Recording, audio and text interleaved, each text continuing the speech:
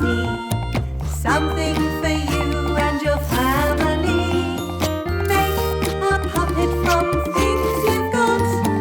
Scissors and glue, now write the plot. Watch, make, share. Today on People Behind the Puppets, I'm speaking to Emma Brierley. She's in Perthshire in Scotland. Emma has worked on 2 of our co-productions, Suffragitsu and Prince Charming. Hello, Emma. I'm Angel. Nice to meet you. Hello, Angel. It's really nice to meet you too. Oh, hello.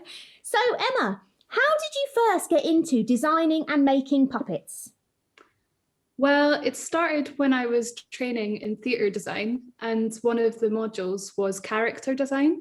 I really enjoyed that subject, and one of my tutors asked me if I would like to work from his studio on a puppet project. Ooh. And it was amazing. So I worked in his studio, which was really dusty and full of mechanics and sculpting, and there was a little hatch in the wall, and through that hatch was his partner's studio, and she was a costumier, and I just loved the mix between those 2 worlds. So her workspace was really clean, full of cloth, sewing, pattern cutting, and it just got me really hooked on making and designing puppets.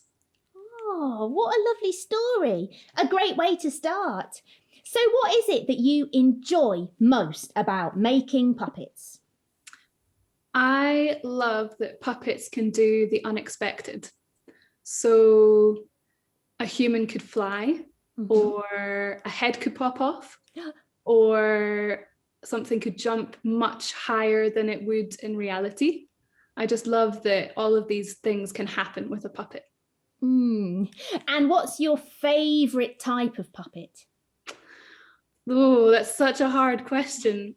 I love so many different types, but at the moment I'm really enjoying making 2D puppets for animation. I really like that in that way anything can happen. So sometimes when a puppet's in front of you and you have the puppeteer making that puppet move around, there's still sort of restrictions on what can happen, but with the 2D animation, anything can happen. Oh, that's exciting if you think anything can happen. And when you are making these puppets, what are 3 things you need to consider? Oh yeah, 3 things. Well, I think the first thing is, what is the puppet's purpose? So is the puppet there to bring people together? Is it there to tell a particular story? Is it there to be a particular character? And then the next thing to think about is, what does it need in order to serve that purpose? So what does it need to do? If it's a human, does it need to be anatomically correct? So does it need to have a skeleton in the same way that a human skeleton does, so that it can move in all the ways that a human can? Or does it not need to do that? Does it need to have a voice? Does it swim or does it fly? And then the third thing that I think about is, how does it need to be made in order to serve that purpose? So how many puppeteers will be moving that puppet? What materials to make it out of? Does it need to be light? Does it need to be strong?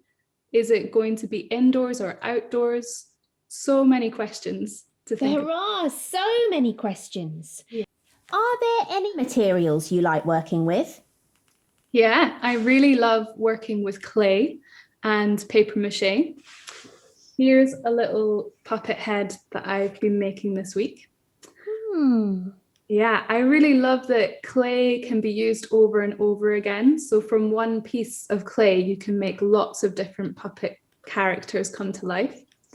And I also really like that the paper mache is natural materials too. So the glue you can make from flour, and the paper you can make from recycling packaging paper, or cardboard boxes too. You can soak a cardboard box and peel that brown paper off and then use it to make your characters come to life. Oh, that sounds messy. It's very messy. It's great.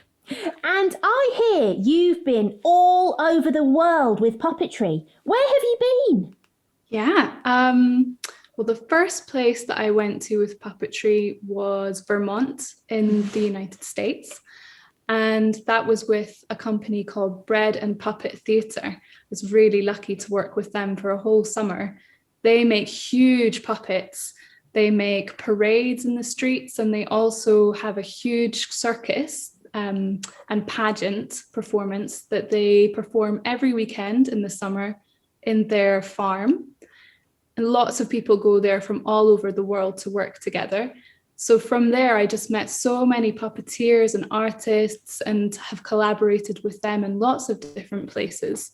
I've worked in Nepal, in Kathmandu, with a circus group there, making puppets with the circus performers. Oh. And I've worked in Taiwan with a community carnival project. So all sorts of people came and we made these huge puppets and performed in the streets, telling stories, building dance choreography. I've been in Sri Lanka and gosh, where else? Most recently, let me think. You've been to so many places, you can't remember. I know that's terrible, isn't it? It's just a late night mind that's happening right now. I'm a little bit tired. It all sounds really exciting.